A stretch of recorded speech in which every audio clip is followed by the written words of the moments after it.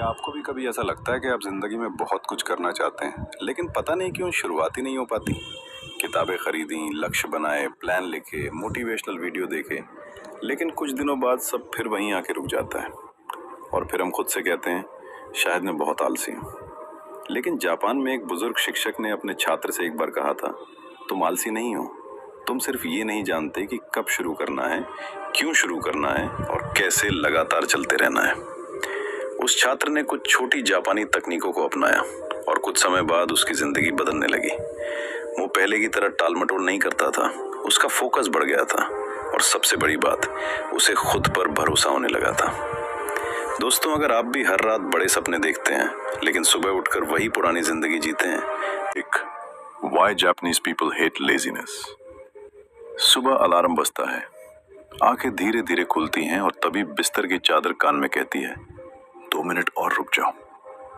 इंसान सोचता है कि वो 2 मिनट आराम करेगा, लेकिन जब दोबारा आंख खुलती है तो सूरज भी कहता है भाई मैं आधा दिन निकाल चुका हूँ। हम सब ने ये पल कभी न कभी जरूर महसूस किया है। जापानी लोग आलस को इंसान की सबसे बड़ी कमजोरी नहीं मानते। वे कहते हैं कि आलस कई बार शरीर में नहीं बल्कि दिमाग में पैदा होता है। जब दिमाग को रास्ता दिखाई नहीं देता तब वो काम से बचने लगता है।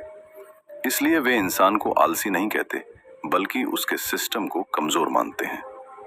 एक छोटी सी बात सोचिए, अगर किसी कमरे में अंधेरा हो और आपको बाहर निकलने का रास्ता न दिखे तो आप वहीं बैठ जाएंगे, लेकिन जैसे ही एक छोटी सी रोशनी दिखाई देती है आप चलना शुरू कर देते हैं।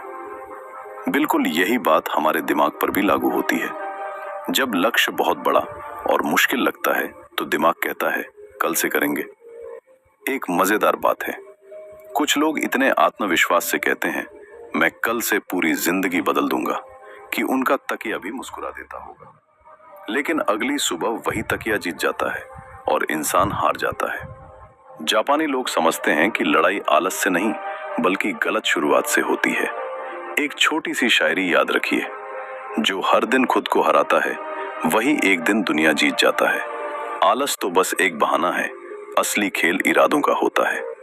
जापानी संस्कृति में मोटिवेशन से ज्यादा सिस्टम को महत्व दिया जाता है, क्योंकि मोटिवेशन मौसम की तरह है, कभी बहुत ज्यादा कभी बिल्कुल नहीं, लेकिन सिस्टम एक घड़ी की तरह है जो हर दिन अपना काम करती रहती है। अगर आप सिर्फ मन होने का इंतजार करेंगे तो कई सपने सिर्फ इंतजार ही करते रह जाएंगे। सोचिए, अगर एक ट्रेन का ड्राइवर हर सुबह कहे आज मेरा मन नहीं है, मैं ट्रेन नहीं चलाऊंगा, तो पूरा सिस्टम रुक जाएगा। जापानी लोग अपने जीवन को भी एक सिस्टम की तरह देखते हैं। चाहे मन हो या ना हो, छोटे छोटे कदम चलते रहने चाहिए। आराम और आलस में भी बहुत बड़ा अंतर होता है। आराम वो है जो आपको ताकत देता है और आलस वो है जो आपकी ताकत छीन लेता है। एक किसान दिन भर मेहनत करके आराम करता है तो वो अगले दिन और मजबूत होकर उठता है, लेकिन जो बिना काम किए ही आराम करता रहे वो धीरे धीरे अपनी ऊर्जा खो देता है। एक बार एक व्यक्ति ने एक जापानी गुरु से पूछा, मैं इतना आलसी क्यों हूँ? गुरु ने मुस्कुराकर कहा, तुम आलसी नहीं हो, तुमने अपने दिन को दिशा देना छोड़ दिया है। ये बात सुनने में छोटी लगती है लेकिन बहुत गहरी है, क्योंकि कई बार हमें प्रेरणा की नहीं से पहले इतने बड़े बड़े प्लान बना लेते हैं कि अगर वे सच में पूरे हो जाएं तो दुनिया उन्हें सुपर हीरो समझने लगे। लेकिन सुबह अलार्म बजता है और बिस्तर कहता है भाई आज आराम कर लो, दुनिया कहीं नहीं जा रही, और बेचारा प्लान अगले सोमवार पर शिफ्ट हो जाता है। एक छोटी सी शायरी सुनिए, कदम छोटे हों तो भी चलना मत छोड़ना, रास्ता लंबा हो तो भी रुकना मत छोड़ना, जो हर दिन थोड़ा आगे बढ़ता है वक्त उसे पीछे छोड़ना भूल जाता है। काइजन हमें सिखाता है कि अगर किताब पढ़नी है तो शुरुआत एक छोटे हिस्से से करो, अगर व्यायाम करना है तो थोड़ा समय दो, अगर नई आदत बनानी है तो उसे इतना आसान बनाओ कि बहाना बनाने का मौका ही न मिले, क्योंकि शुरुआत जितनी आसान होगी निरंतरता उतनी मजबूत होगी। ओवर थिंकिंग भी आलस का एक बड़ा कारण है। हम काम शुरू करने से पहले ही इतना सोचने लगते हैं कि दिमाग थक जाता है। अगर मैं असफल हो गया तो, अगर मैं पूरा नहीं कर पाया तो, अगर लोग हंसे तो, और इसी सोच में कई सपने शुरू होने से पहले ही खत्म हो जाते हैं। एक वास्तविक उदाहरण सोचिए, अगर कोई किसान बीज बोने से पहले हर दिन यही सोचता रहे कि फसल कितनी बड़ी होगी, बारिश कब आएगी और भविष्य में क्या होगा, तो वो बीज ही नहीं बो पाएगा। लेकिन जो किसान आज अपना काम करता है वही कल फसल काटता है।